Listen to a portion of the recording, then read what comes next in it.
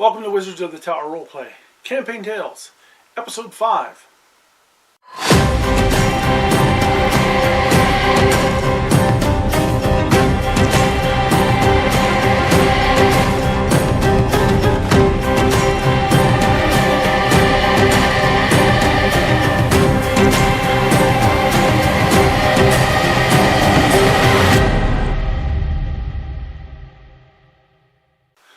Welcome to Wizards of the Tower Roleplay, Campaign Tales, Episode 5. I'm Delaney. And I'm Tom. And in these episodes we are talking about our adventure in the Wildlands in the campaign generically called The Never-Ending Winter. Yep. So we're still continuing southeast, sort of. It's actually directly east. Directly east, okay. Through the forest, the heavy snow-filled forest. And Jarvik, the city of Jarvik, is our destination. And we eventually reach it, and it's a very large city. It's a walled city. It has a huge palisade around it with guard towers and a gate. Wooden walled. And this is the biggest place we've ever seen. We've never seen anything this big. Actually, you have, because Wormvik is actually bigger by comparisons than this one. Really? Yes. I thought that Jarvik was bigger than Wormvik. Nope. Wormvik is actually bigger. Okay, well, I stand corrected. I didn't realize.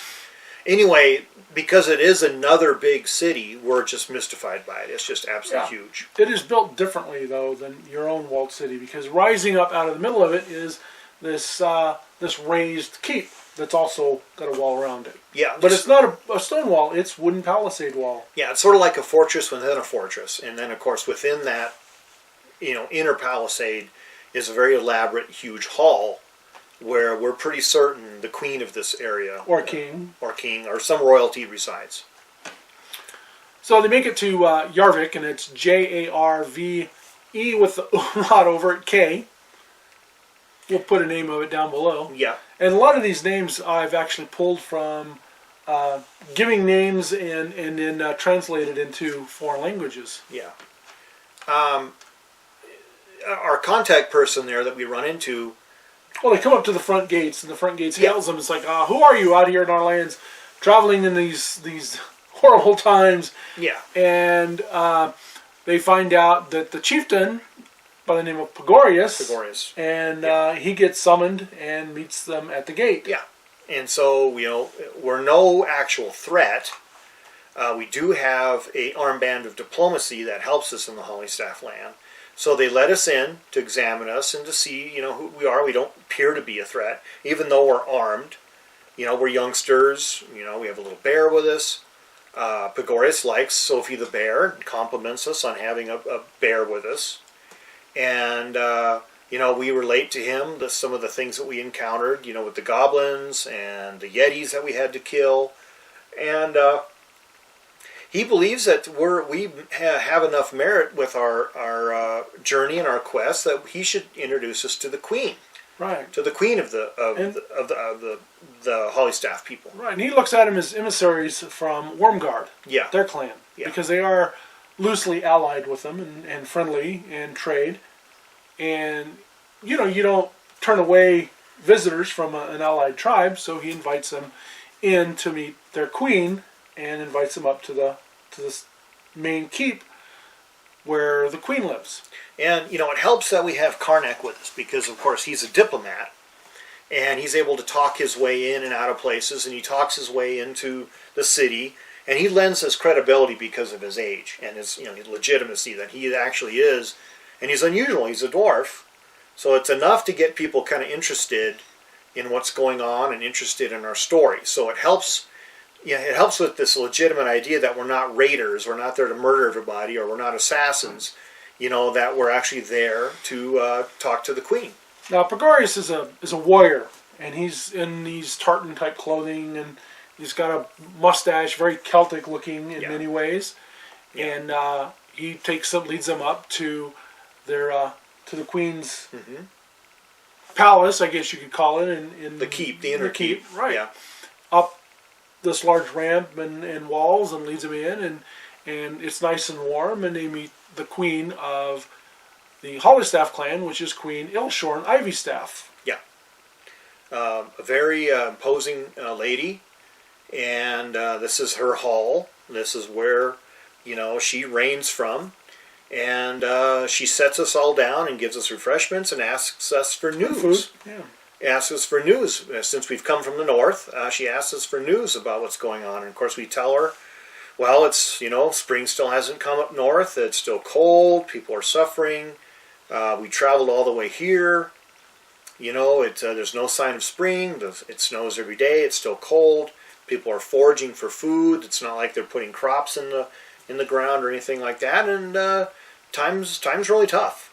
Right. It's tough here too. Yeah. So the winter's here, and the Hollystaff people are, like I said, they're very Celtic in their way of life compared to where the party is mainly kind of Nordic. Yeah. Or Viking. Think of them as sort of like the Scots. And in our group is sort of like the Vikings, and then we're countering sort of like the Scottish people in a way. Not that they talk with a Scottish accent. No, but they're sort of like a different sort of culture group, but not necessarily a huge different ethnic group. So they see each other as sort of like close sort of people. It's not like we're encountering, people from the far south. Right. Where there are vastly different cultural and ethnic, differences between the two groups. So, one thing we do is because the Queen and Pegorius seem to have a lot of knowledge about the area, we show them the rather elaborate copper bracelet that we took from the Frozen Dead warrior.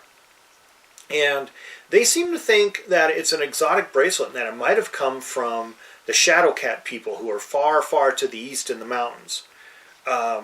But they're not even exactly sure the significance of the band. It seems to be one of those mysteries that people all have ideas and they all have speculations, but none of it really hits dead center, and Karnak still cannot identify it. Right. It's not clear cut.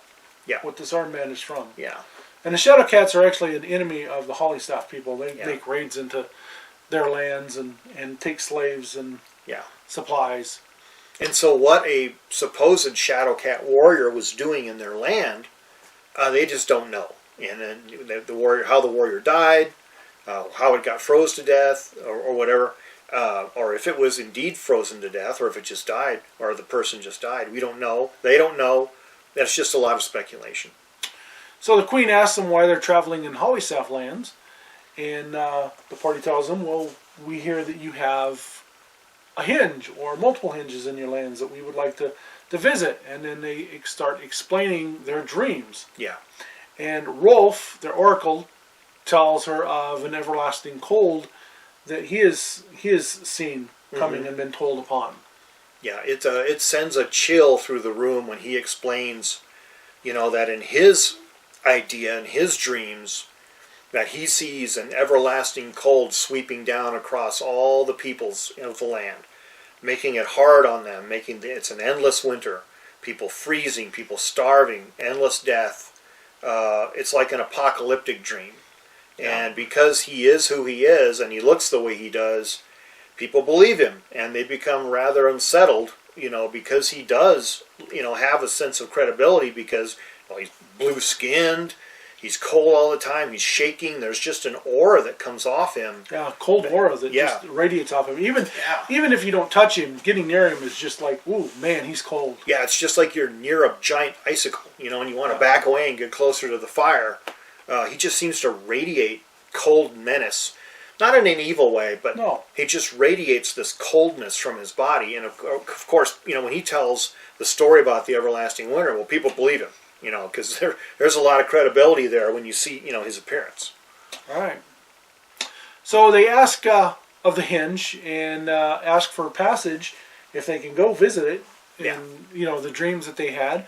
And the Queen gives them the go-ahead that they can visit the hinge. Now, the hinges in the clans and all throughout the world where they exist are considered holy sites. They're also magical sites. Yeah. That it's one of the places that people can teleport in and out of. Teleportation in my world is not you teleport anywhere you want, random, willy-nilly. You have to have the runes or have visited a location to be able to teleport there. And hinges are one of those locations that people can teleport in and out of if they have been there or have the rune knowledge of that particular hinge. Yeah. They're looked upon by people as a holy site, but also many people look upon them with a sense of dread. Quite often, they're associated with death. A lot of times they take their people to, when they die, to burn them. Yeah. Because it is such a sacred, holy site. It is a sacred, holy site, but the idea I get is that because the hinges have been there for so long, there's a lot of magical superstition regarding them. Yeah. And so people are sort of, leery of going around them if they don't have a specific reason for being there. You don't have gangs of treasure hunters ripping into the places because people are always worried that something terrible is going to happen. Yeah, death awaits you. Yeah, death awaits you inside. And that's a common thing that people say. Well, you want to go to the hinge? Death awaits you inside. I wouldn't go if you don't disturb it. Yeah, don't disturb it. One, it's a sacred site. Yeah. But also, two, it's something you shouldn't mess around with because these are forces that are little understood. Now, the party decides that they want to trade off the Yeti skins and heads that they got in the adventure, and the Queen actually gives them some supplies. Yeah. Gives them an armband of safe passage, and she gives them 3 vials of Cure Light Wounds. And which is really good because we don't actually have a healer at this time. Well, we have. Well, you have Ursa. Well, we have Ursa, but and you have Rolf. We do, but the potions are one of those things that we don't really necessarily want them to blow their spells, their healing spells, because there are other spells that they can use in combat that are more valuable. So these 3 Cure Light potions are going to come in handy, to keep these, to keep our healers. They're low-level healers, so they only have a few spells. Yeah. To keep these healers from blowing their spells. Now, Ursa, their cleric, and Rolf, their oracle, kind of sense something about the Queen, that she's actually has the ability to what they call tree walk, which is moving from tree to tree to tree, which is actually a druid ability and spell within Pathfinder. Yeah. And it's a fairly high-level spell where you can travel from tree to tree to tree, and it's usually, I think, oaks or maples or something like that, but she has that ability. So it's kind of like teleportation, but she has to travel from one tree to the next to another. Yeah. The idea then is that Queen Ilshorn Ivystaff is a high-level magic user, though she doesn't appear that way. Right. The idea is that she's a very experienced, high-level magic user, and it's one of those things that's, well, this is why she's queen, because she has these abilities, and she's respected by everyone and considered, she's held in this position of high regard because she is who she is. And it's only our cleric and Rolf who is able to really detect this. The rest of us are just kind of like clueless as to what's going on, but they can tell when they look at her and talk to her that she actually is a very high level magic user. Well, druid, actually. Well, druid. And something that the party doesn't know, or maybe I mentioned this to them, but she is actually the elder sister to their High Jarl's queen. Never knew that one. Yeah. So, just a little piece of information for them. That's a revelation. I didn't know that. Yeah, that's a revelation for them. Okay. So they just learned something new, that she's actually the sister to their High Jarl. Okay. So during this time as we're traveling, we do have a map. Pagarius kind of draws it out. And you'll remember that Rolf likes maps. He likes to draw maps and stuff. He's very intelligent. Pagarius updates the map, shows him where we are right now in Yarvik, and of course where the hinges are on the map.